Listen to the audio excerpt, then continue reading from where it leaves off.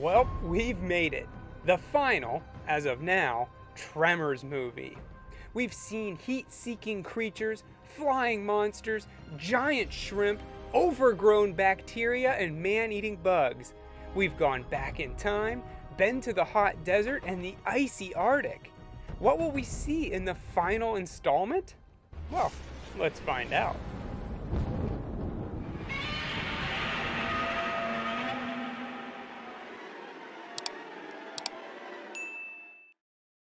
Well, it seems to take place on an island, Shrieker Island if you go by the title. We see some kid running from what I can only assume is a graboid. He makes it out into a field and we see a group waiting in the trees armed. The graboid bursts up from the ground and they open fire, but they don't manage to kill it, because I guess at this point graboids are immune to anything but Burt Gummer. So what's happening here? Well, it turns out that these guys are all big game hunters, and let's face it, you don't get much bigger than a graboid. The leader of the pack and the guy who owns the island is Bill Davidson, some billionaire who made his money in biogenetics. At his side is Anna, whose aim never misses. Just as this guy, because she shoots an apple off his head while looking at him through a mirror. You couldn't pay me enough to be that guy. Anyway, they didn't manage to bag a graboid this time, so they head back to camp for a little R&R. Meanwhile, on another neighboring island, we meet Jasmine, and just take a wild guess what her last name is. Welker, as in Travis Welker. She's Travis's mom, aka the woman Burt had a one-night stand with so many years ago. She's working with Jimmy, played by John Heder, and they're studying elephants. Not that that really matters, but I don't think they mention elephants much throughout the whole movie. That's why they're here, though. Jasmine and Jimmy work for Bill, and they've been getting some odd seismic readings, so they hop in the boat to pay him a visit. But before they get to him, they find a split open graboid. So now they know it. They've got shriekers. One comes out attacking, killing their boat captain, and they nope out of there. Right back to their own island. At this point, Jasmine knows they need someone who knows how to hunt these things. Travis is out because apparently he got caught smuggling illegal mushrooms over the Mexican border, so the only one left is Burt. Jimmy heads to Burt's coordinates, which for the first time isn't perfection, but his own remote island. I guess he got tired of dealing with monsters, so he lives here now, in peace. Good for him. But that's all over when Jimmy shows up. Of course, at first Burt doesn't want to go. He hasn't seen Jasmine in decades, but the thought of a graboid being alive is just too much for him, and he agrees to help out. Two things to mention in this scene. Michael Gross really did eat this grub, and Jimmy got his shoes wet for no reason. Just jump a little further, then you wouldn't have to walk in socky socks for the rest of the day. Stuff like that bothers me. Anyway, while all that's happening, Jasmine confronts her boss about the Shriekers and her now dead crewmate. He admits to her what he's doing. This is all a hunt, and these guys paid big bucks to be here. To make matters worse, he engineered these monsters to be even bigger and meaner than before. So that's just great. She also learns that there's 3 left, but that doesn't really matter. Shriekers multiply like mad, and once they molt their skin, they'll be ass blasters and able to leave the island. The simple solution would be to call for help and end the hunt, but Bill's a stubborn fella, and he's disabled the comm towers on all his islands. No one makes a call until after the hunt. Burt shows up with the elephant scientists, I'm pretty sure that's the technical term for him, and he gets a rundown on the situation.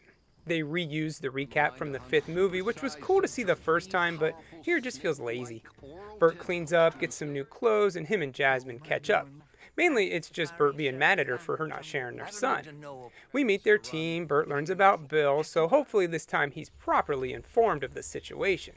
They don't really have much in the way of guns, but there is an old bomb shelter on the island that has machetes, flamethrowers, and a bunch of dynamite.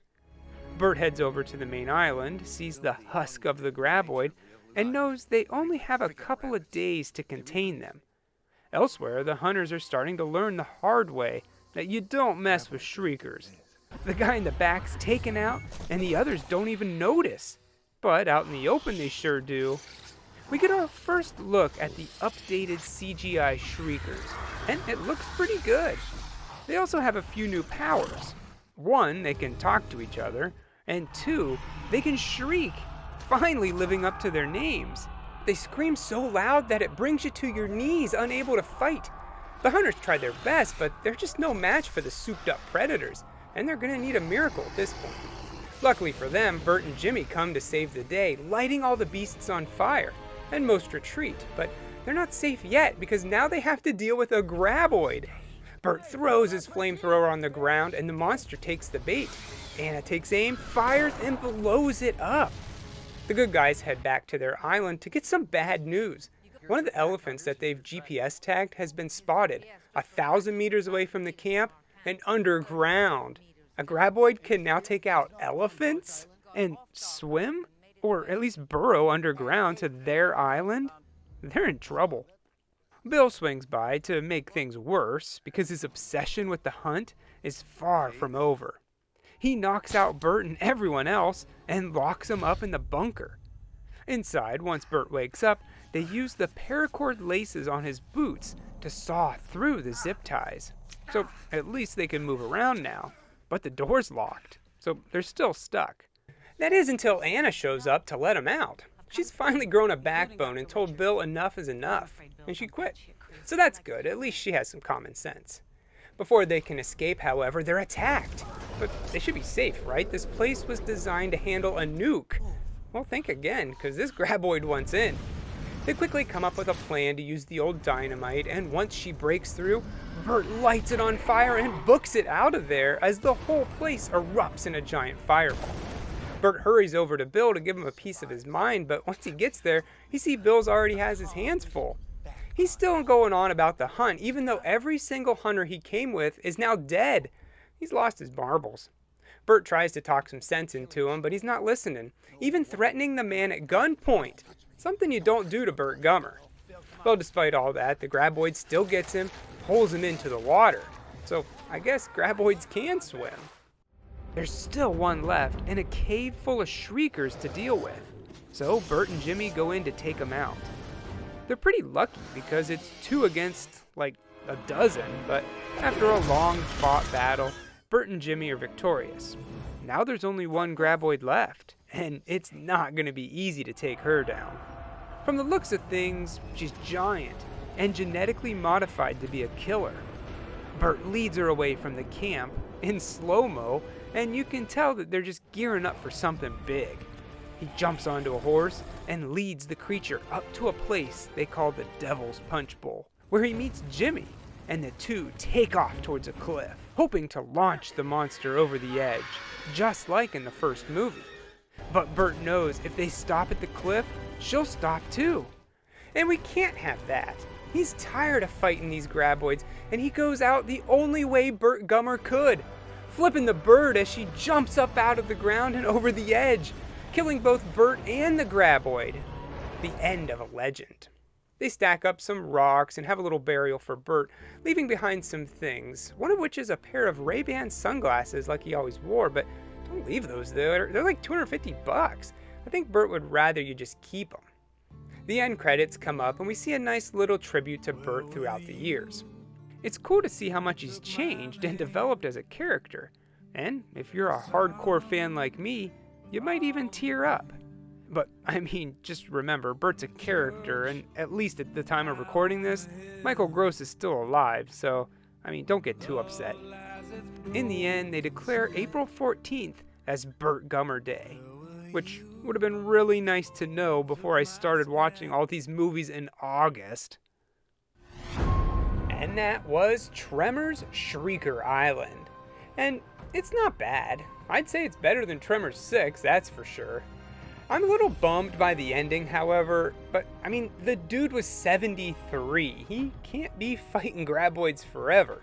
And I'm glad he was taken out, given the middle finger, then just dying in a nursing home somewhere. This seems like a fitting conclusion to the last 2 movies. Tremors 1, 2, and 3 all follow right after one another, and seem like a greater story.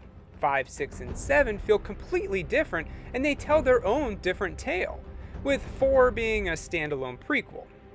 I really like the cinematography here. The lush green jungle setting is a nice change from the desert, and way better than the snow.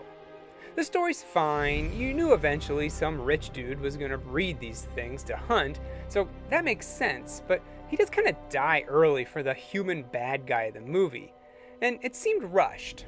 Like they just started killing off people just to get to the big grand finale. But the CGI was good as always. It was the first time seeing the new updated Shriekers, and they looked cool, pretty faithful to what we saw in part 2. The acting was good, but you could tell Jon Hedder's really trying to escape that Napoleon Dynamite stereotype he's been known for. All in all, Tremors Shrieker Island isn't a perfect movie, but it does scratch that itch all Tremors fans have, and it's a fitting conclusion to Bert. The man deserves a rest. I give it 2.5 apples getting shot off your head out of 4. And that puts a wrap on everything Tremors. We've watched 7 movies and 13 episodes of a TV show. And honestly, that's pretty impressive. What other piece of media do you know that goes on for this long and is still watchable? Sure, Godzilla, Friday the 13th, Halloween all have a lot of movies, but I think it's safe to say that they have quite a bit of stinkers too. Now, Tremors isn't perfect, but let's just say I'd rather watch this series again than any of those. And kudos to Michael Gross. No other actor would have stayed on for this long. Bert really is the man. But where can they go from here? A sequel following Travis, a remake, or a reboot? Well, I'd say just leave it well enough alone, but if I had to choose something, remake. But have Michael Gross write or produce or heck, even direct it. I think that'd be pretty cool. You can tell when a movie has passion in it, and when they're just doing it to make a buck. And the entire crew really came together for this series, especially the first 4 movies. You can see the passion and the fun they had. So I say all that to say, watch Tremors. You won't regret it.